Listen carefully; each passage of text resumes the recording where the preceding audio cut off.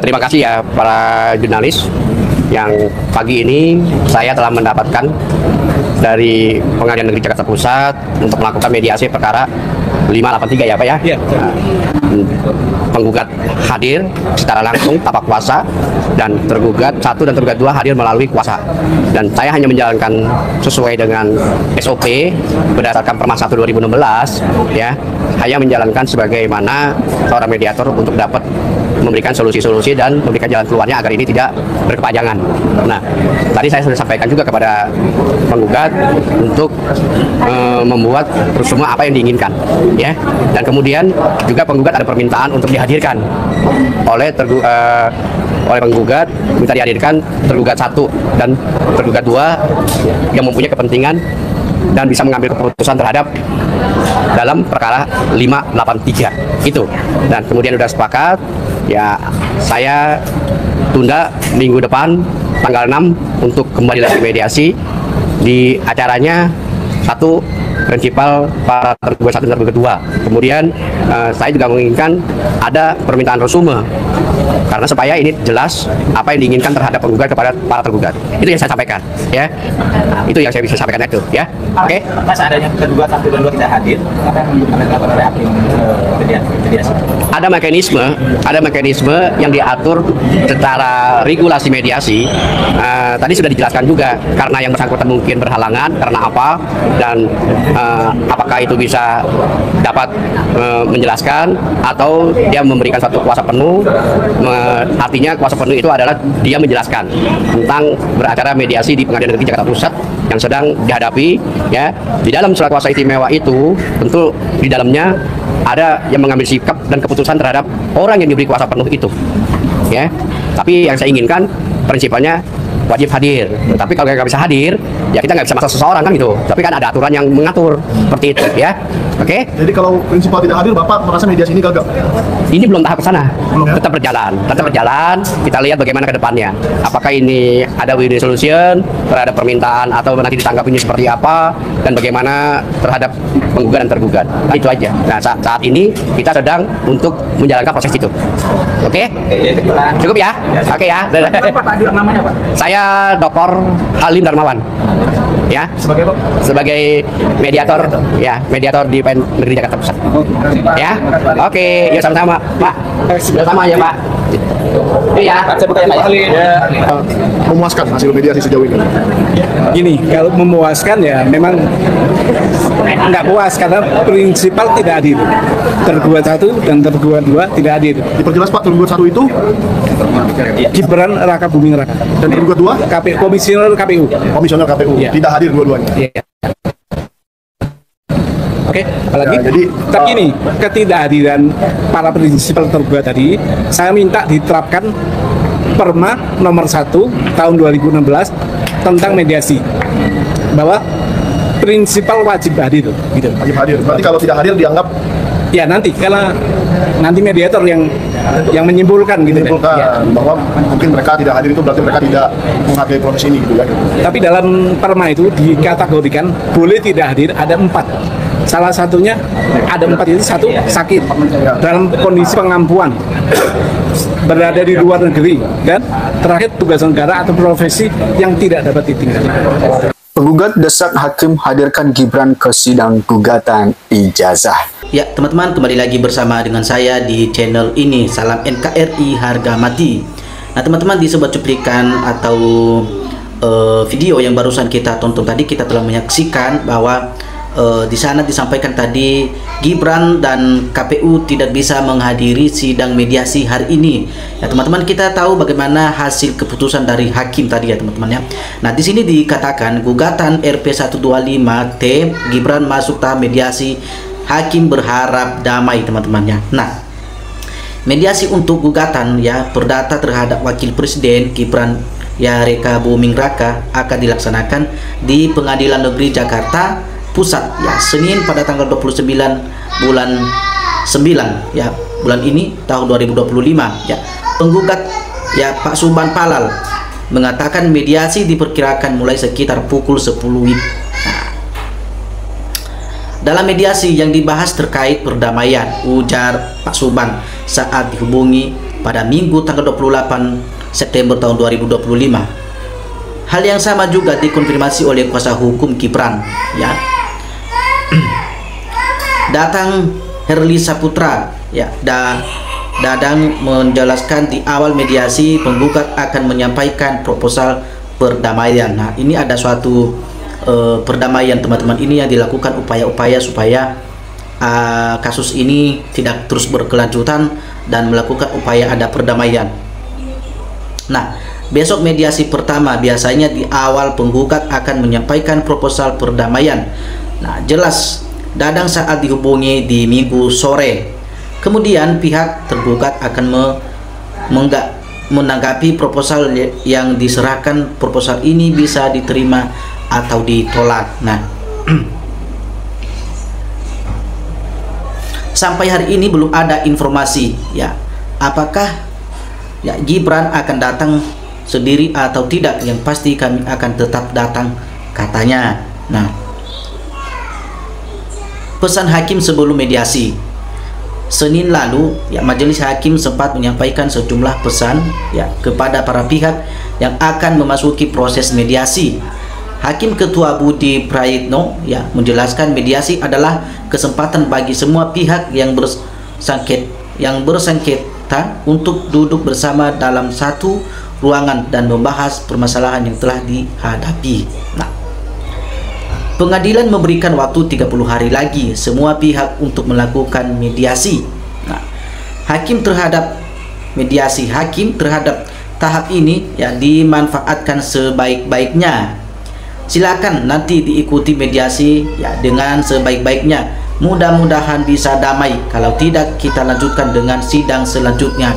Itu kata Hakim Budi sebelum menutup persidangan di Pengadilan Negeri Jakarta Pusat Senin tanggal 22 September tahun 2025, Senin yang lalu. Nah, dalam gugatan ini, ya, Gibran dan KPU dinilai telah melakukan perbuatan melawan hukum, ya, karena ada beberapa syarat pendaftaran calon wakil presiden yang dahulu tidak dipenuhi, ya. Untuk itu Suban selaku penggugat meminta agar majelis hakim yang mengadili perkara ini untuk menyatakan Gibran, ya, dan KPU telah melakukan perbuatan melawan hukum, ya. Pak Suban juga meminta agar majelis hakim menyatakan status Gibran saat ini, ya, sebagai wakil tidak sah. Nah, ini yang digugat oleh Pak Suban. Nah, Gibran dan KPU juga dituntut untuk membayar uang ganti rugi senilai 125 triliun, ya, pada negara. Menghukum para tergugat, ya, secara tanggung rentang membayar kerugian, ya, material dan imaterial kepada penggugat dan seluruh warga negara Indonesia sebesar 125 triliun dan 10 juta dan disetorkan ke kas negara, bunyi petitum. Nah, oke teman-teman, kita melihat tadi bahwa Pak Suban adalah seorang penggugat tentang terkait kasusnya Pak Gibran yang menjabat sebagai wakil presiden saat ini. Nah, tentunya dalam permasalahan ini Pak Suban juga dan kelompoknya adalah meminta agar ada perdamaian antara mereka. Namun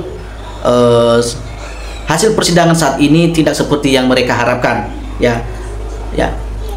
Gibran dan KPU tidak menghadiri acara persidangan mediasi hari ini, ya. Sidang gugatan terhadap wakil presiden Gibran Raka Buming Raka Komisi Pemilihan Umum lanjut hari ini, ya. Keduanya digugat dugaan perbuatan melawan hukum, ya, berkenaan keabsahan, ya, ijazah Gibran untuk maju sebagai calon wakil presiden, ya, dalam pemilihan presiden di tahun 2024. Nah, Senin tanggal 15 September tahun 2025, ya, penggugat Suban saat dikonfirmasi pada Sabtu tanggal 13 September tahun 2025, ya. Persidangan Suban melawan Gibran dan KPU akan digelar, ya, di Pengadilan Negeri Jakarta Pusat, ya. Menurut laman sistem informasi penelurusan, ya, perkara sidang tersebut dijadwalkan pada pukul 10 tadi. agendanya memanggil tergugat 1 Gibran dan kelengkapan legal standing tergugat 2 KPU. Nah, yang digugat di sini adalah ada 2, yaitu Gibran dan KPU.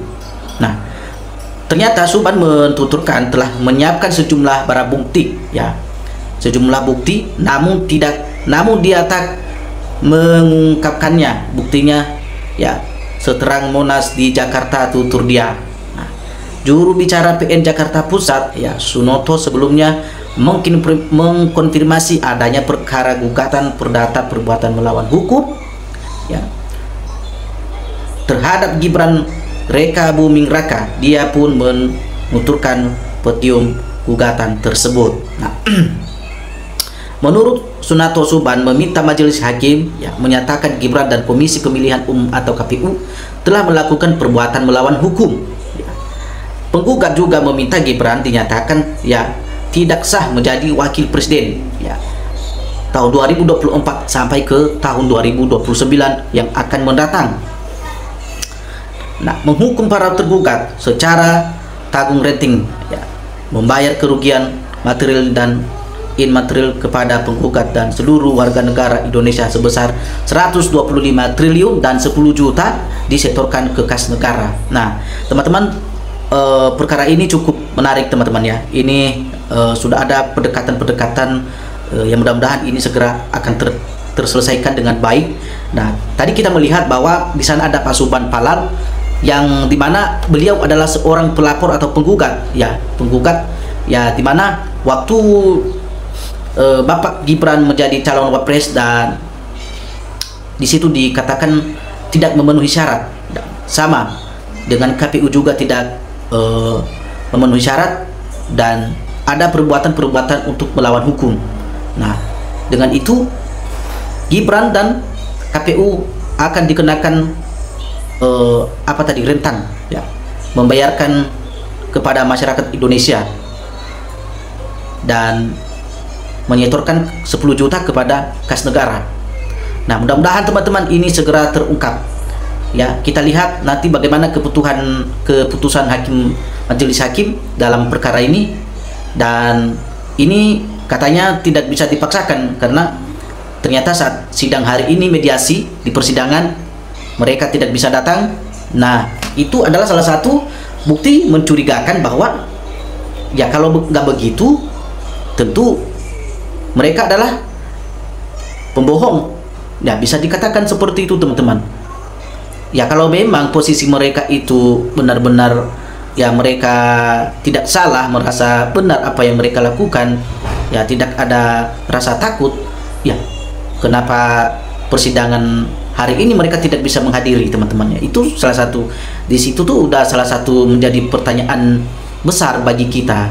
Nah, berarti ada hal yang mereka tutup-tutupi, ya, bisa saja, tapi yang mudah-mudahan tidak seperti itu, teman-teman. Apa memang mereka ada halangan lain? Ya, kita tunggu saja nanti bagaimana tanggapan-tanggapan dari pihak sebelah, ya. Oke, di sini juga ada sebagian teman-teman yang memberikan komentar mereka di sini, mengatakan bahwa udah merasa tidak punya ijazah sama Gibran tidak datang, ya. KPU juga jadi tidak berani datang, ya, karena sewaktu pemilu, ya, udah banyak melanggar. Nah, ini bisa saja, ya, KPU dan Gibran satu nyawa, jangan lama-lama langsung ada diputusin kalau mangkir lagi, ya. Kalau sampai minggu depan, ya, tergugat 1 dan 2 tidak datang, putuskan saja vonisnya biar cepat, ya, selesai, jangan diulur supaya molor. Nah, Gibran dan KPU kerjasama dan brutal. Gibran telat mikir lulusan gak jelas, ya, tunjukkan ijazahmu wapres, tidak berpendidikan, ya, menyedihkan, ya. Harusnya tahu diri, mundur, tidak mampu, Fufufafa harus dimakzukan, KPU Gibran Jokowi dinepalkan. Nah, orang gak berani datang karena takut, ya, tidak bisa membuktikan tuntutan penggugat. Tolong Pak Hakim, ya, gunakan hati nurani untuk menegakkan kebenaran dan keadilan di negara kita ini. Ya, tergugat 1 sama tergugat 2 nggak berani hadir dalam mediasi. Dia malu sendiri dan tahu diri karena memang tidak punya ijazah. Ya, jalan satu-satunya lebih baik mengundurkan diri, mungkin ini lebih terhormat.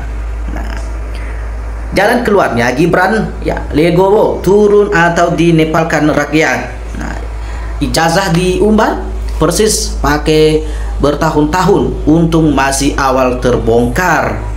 Nah, disuruh ke pasar atau menemui anak SD ya pasti hadir, disuruh temui mahasiswa atau di pengadilan mungkin gak hadir ya.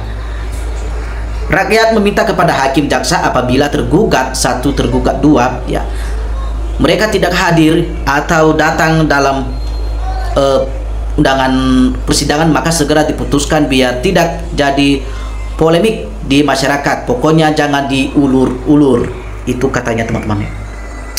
Ya, hukum di Indonesia sudah jelas sebagaimana ya ngurus kasus ijazah tidak bisa sebagaimana ngurus besar lain. Oke, Gibran dan KPU tamat. Oke. Kalau kunjungan ke pasar ya jauh pun hadir. Gibran walah. Itu katanya teman-teman. Ini hanya akal-akalan saja untuk mengulur-ngulur waktu saja. Ini merupakan satu pelecehan kepada pengadilan. Nah, teman-teman jelas ya, cukup jelas tadi kita melihat di video juga, dan ada beberapa dari media juga tadi kita melihat berita ya, ternyata kedua penggugat 1 dan penggugat 2 ini barangkali ada persengkokolan dan kerjasama antara mereka berdua, sehingga kok kebetulan mereka dua-duanya tidak bisa menghadiri sidang mediasi hari ini yang digugat oleh Pak Suban sebagai penggugat. Teman-teman ikutin terus berita ini dan dibagikan dan di like dan di komentar teman-teman. Kalau teman-teman punya pendapat, kita saling diskusi melalui kolom komentar yang ada di dalam video ini ya. Oke teman-teman, salam NKRI.